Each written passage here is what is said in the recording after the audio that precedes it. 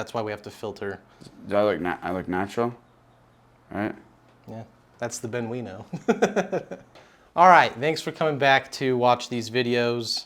We are doing these every once a week just to go through questions that we get on the Instagram stories. So we asked last Thursday just a Q&A, and you guys responded with like 80 questions. Couldn't get to answer all of them, obviously, but we will answer more here. And so we got Ben. For you Facebook group people, this is the first time we have Ben in a video. Very nice. So I'm gonna ask these questions to Ben. He'll answer some, I'll answer some. It just depends on what we know about it. But there are a lot of interesting ones. So I'll start with the first one, which is, have you considered working with any other chassis platforms like the APX, the Masada, or the AREX? Absolutely. I own most, if not all, of these pistols for that reason. The problem is market size and the fact that we can not keep up as it is. So once we have, you know, the new production finally set up for the Raider, and we're actually, you know, have product in stock, and we're not selling out every in 2 seconds every time we drop, then yeah, we'll consider what to do next. That said, we do have other projects that come first, such as the Glock Raider, the P65 Micro Raider, whatever that's going to be called, and then the Raider Heavy, which is the 10mm. If you want them, yeah, please tell us. I mean, you know, you telling us what you want definitely helps us know what to do in the future. It's just that unfortunately, the APX, the Masada, all of these have pretty small markets that there's just not a lot of them out there. And we have like a little tally board. People ask us all kinds of questions of like, hey, can you make it for this pistol, that pistol, that pistol? The more people ask for one kind of pistol, the more chances it'll be made. All right, so the next question is, what is the best suppressor for the Flux Raider? Assuming that there's one best one, it's kind of hard, but what would you think right now? I mean, it's entirely dependent on what you want. I think it should be short and stubby for a Raider. Simply put, it's for you. It's not to make you a silent, you know, dude, because that matters very little, if anything. I mean, John Lovell has a very good argument about not using suppressors in home defense scenarios, in that blast, that concussion, that fireball going out is definitely a bit of a deterrent in some ways, as well as, apart from that, this is a micro. It's intended to be incredibly small and maneuverable, and if you add a huge long can on there, sure, it's quieter, and maybe your hearing is a little bit more protected, but in my opinion, it's best served with a tiny little can. So something like maybe a Sig Mod X9 or CGS Mod 9 SK, the short version. The Wolfman from Dead Air in the short configuration. Yeah, that seems to work, and seems to work really good. I love how fat. I mean, I think the suppressor should be fatter. It should be thicker, girthier, because you get more internal space, volume for your exterior space, if that makes sense, for your footprint. And the Wolfman's a great example, yeah, where it will fit within the Raider. If anyone is also wondering, 1.7 inches is the max diameter that will work with the Raider. I'm also going to link in the description of this video our build data sheet for suppressed.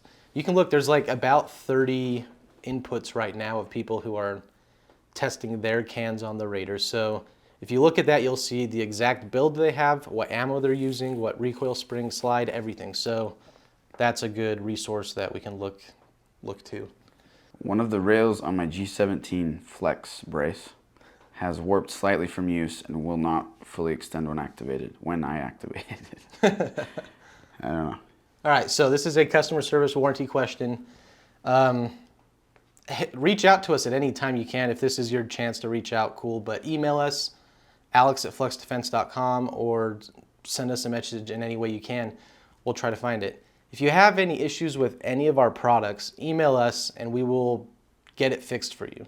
We have a warranty that's like lifetime warranty. Lifetime warranty on the function of everything on here. Now, if you go and Cerakote it, you're not going to have your return warranty.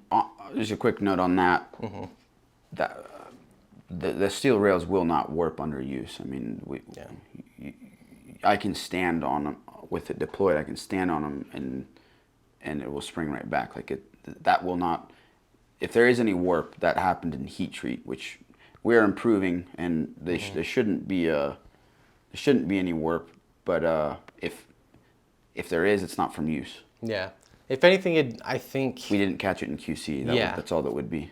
And so, like I said, in that case, we just want to fix any ones that aren't working right. So hit us up. Like again, I said alex@fluxdefense.com, and we'll get you taken care of.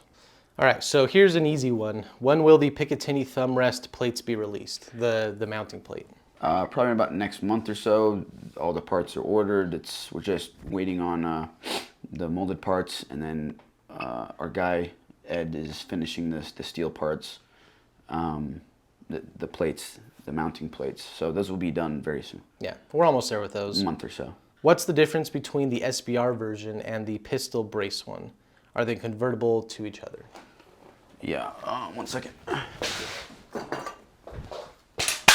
So here is the SBR version. Will just have a stock rather than a brace, which this is one of the versions that will likely be released. It's changing a bit from here, but you just extend it out, pop these two bolts out. You may have to use a mallet and a kind of a special technique to pop this off because it is rather tight fitment, and then pound it back on, pound the stock on, and then thread there.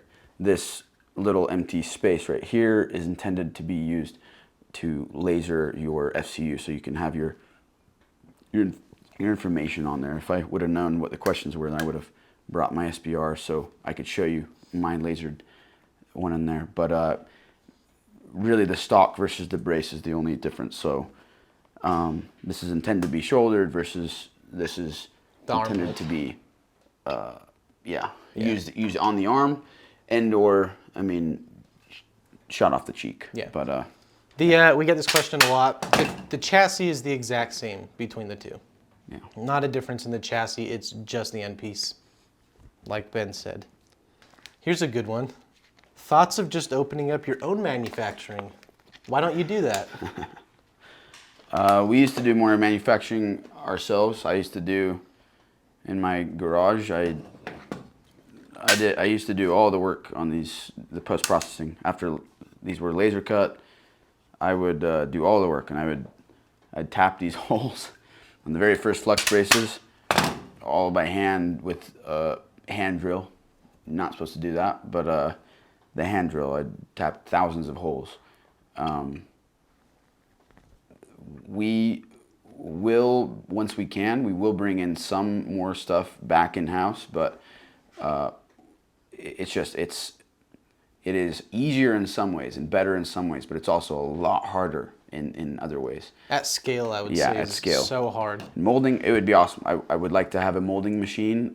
It's just, so if the mold costs over $100 grand for this, like that's just the mold. It's a 2,000 pound mold. That's just the dies, the parts that actually make this the interface. Then with the press, the molding, the actual molding machine. It's huge. It's extraordinarily expensive. So we will eventually. It's just a matter of time. We bootstrapped this company, Arias and I, and we are getting there. We're working on it. Yeah, we didn't exactly have a small loan of $1 million. Yeah. Right? Yeah, I should have called up Trump. Yeah. All right, so next question. What is the go-to threaded barrel for the P320 for a Flux build? This one, there's a bunch out there. There's some that are definitely you should not use. Those are the ones that don't have the ledge to help with the tilting. Yeah. I would say, in my opinion, no, you got to keep in mind that Glock, we're used to aftermarket with Glock, which is, again, tried and like that. It's people have been making aftermarket accessories for so damn long, versus the SIG is still relatively new, like being taken seriously in aftermarket stuff. Most of the aftermarket slides are still, the slides are fine because they're blinks, but the barrels, we've seen some barrels just not fit, as well as this little slope. I don't know if you can probably see that right there, but you have this slope, and then you have a secondary ramp or a slope right at the hood of the barrel. That really aids in suppression, because your barrel now, it does not have to tilt quite as far. So meaning that you have your big, it's suppressing the P320 or any Browning action is difficult, because that suppressor has to move up, and that slope makes it so it doesn't have to move quite as far, if that makes any sense. So SIG figured it out eventually. Their original threaded barrel model, the TAC Ops, that wasn't ramped. Now all the threaded barrels are ramped. Yeah, early Silencer Co. ones weren't ramped. Yeah, a now buddy they of ours are. found that out. He discovered it independently. I discovered it with agency barrels, and then told it. So agency barrels are great. So I mean, I think I would steer people towards OEM, but we have had great success with all sorts of different barrels. So that is the last question for this week. We had Mega Ben on here, Tall Ben. Yeah, I got a booster stool because I'm a midget. Any other questions, put it in the comments. We'll look at those and answer those too. Some of them will be the same, but we get so many different questions that require some explanation. It's not just like a 20-second answer that, you know, we'll be able, if we do this every week, we'll just be able to get through them all eventually, and then we can direct people to our backlog of answers. So that'll be good. But all right, so thanks for watching. Maybe we'll have Ben on in the future, hopefully. I'm down. All right, see you. See ya. See ya.